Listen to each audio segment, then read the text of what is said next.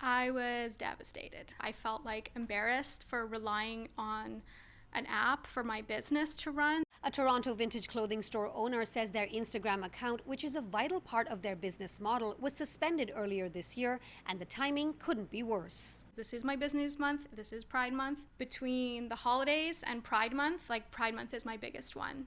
Kes Garber is the owner of Papa Love Vintage and also offers gender-free styling.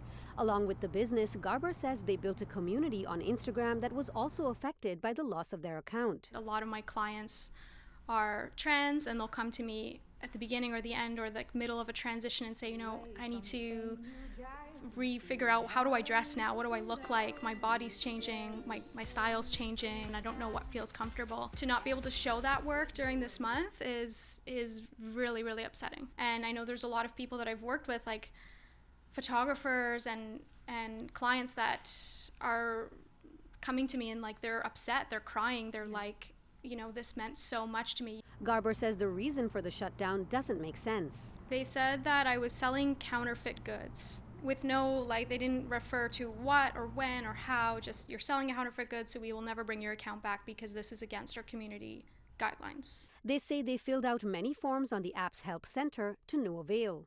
There are no actual people reviewing it. It's really bots. So when I get emails, it's a bot email. It's like an automatic email. So I'm not really getting any response from anyone explaining the situation or telling me exactly what happened, or is this post, or someone reported you. Really just feeling like there's no one there on the other end that I can speak to about this, and that's it, that's the end. After CityNews reached out to Instagram's parent company Meta, Garber's account was restored, but the tech giant did not respond to our questions about better support for businesses on the platform.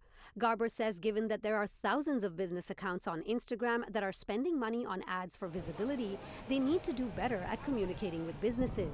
I would like, for example, warnings to pop up. If something's happening, let me know, send me an email right away, exactly what the post is, exactly what the guideline is, how to change it, how to fix it, so we can counteract these things as they're happening, rather than just shutting down my account altogether with no explanation. Dilshad Berman, City News.